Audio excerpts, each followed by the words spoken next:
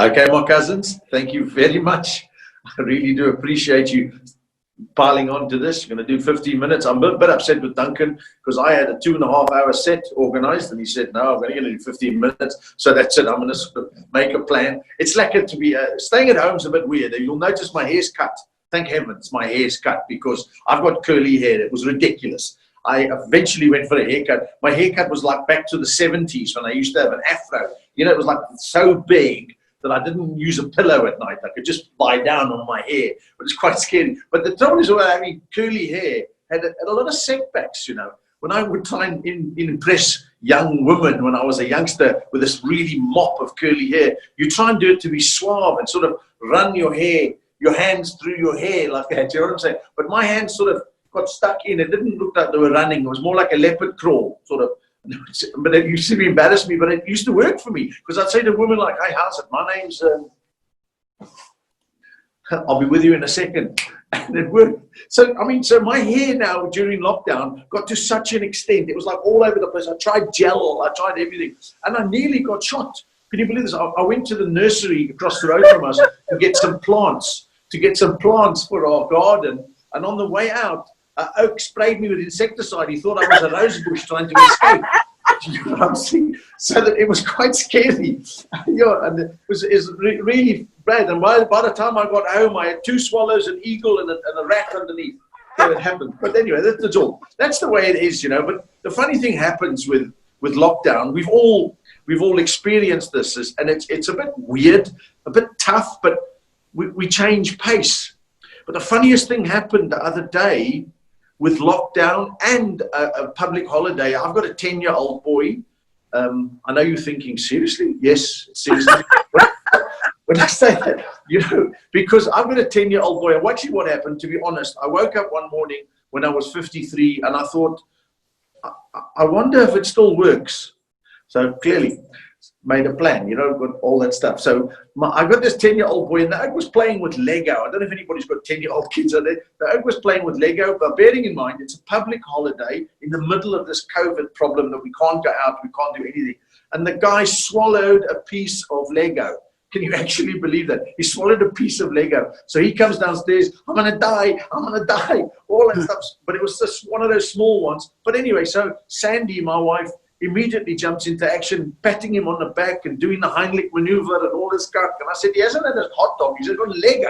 Just chill out. You know, we can build on this. So she was like going mad, and she phoned a doctor. Our doctor was just, course, was off because it didn't work. She doesn't work on public holidays. We phoned another doctor and couldn't get anybody. So in desperation, my wife, Sandy, phoned the vet.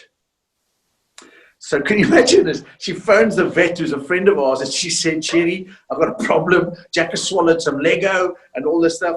And it's the vet, not the doctor, the vet. So the vet said, seriously, he swallowed some Lego. Maybe we should give him this type of oil. And hold on. And she phoned another vet to get consultation to phone him, and then came back and said, yes, you've got to give him this. It's like humans can take it, but they use it sometimes for animals. It's like a bit of a laxative and all that stuff. So the point of the matter is, it's just great. You know, she came around yesterday and just to check on other stuff, see our other dogs. One of our dogs was sick and said to me, how's Jack doing from the Lego? I said, you know, it's the amazing thing is, after he took that medicine that was meant for animals, for the last 10 days, he's been cucking in the garden, basically.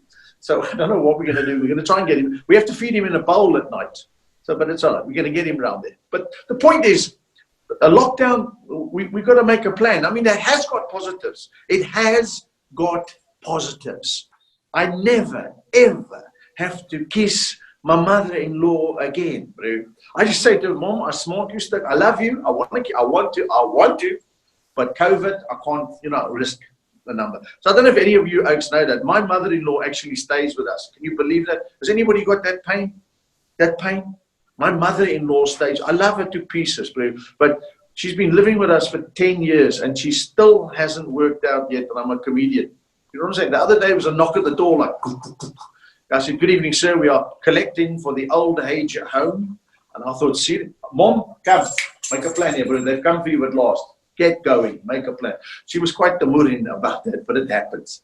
But anyway, I just want to let my dog out a second. We've got lots of dogs. We live in Amanus now. It's a peaceful place, Amanus. The criminals here make appointments they're really cool guys. You know what I'm saying? So, and they don't really, so, but if I'm just rattling on now, but I'm thinking, I just thought about something now. If everybody's wearing masks nowadays, what is going to happen in a bank robbery? So I can imagine there's a big robbery in the bank, and then they say to the people, so what happens? Can you describe the person? And they'll go, no, I can't.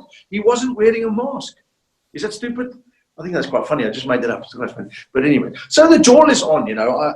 I love being a comic, and I love doing this. It's fantastic. Usually I work to audiences of 5,000 people, and now I'm working to 2 lights and a toolbox.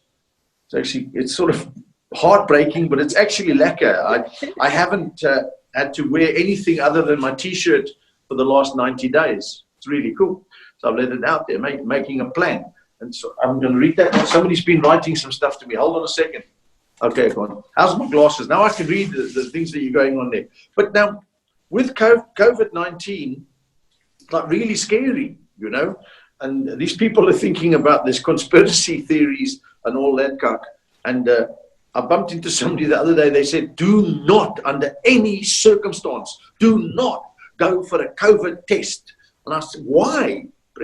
It's a swab. They say, yes, but there's 2 types of tests. One swab's in your mouth, and the other swab is in your nostril. And I had to do that. And I said, and the problem is, she said, you don't understand. This is a conspiracy. They put a little microprocessor on the bottom of the swab. She says now she's got this little probe in by her brain that they know everywhere what's going on. And I said, you actually telling me this now whilst you're on your cell phone?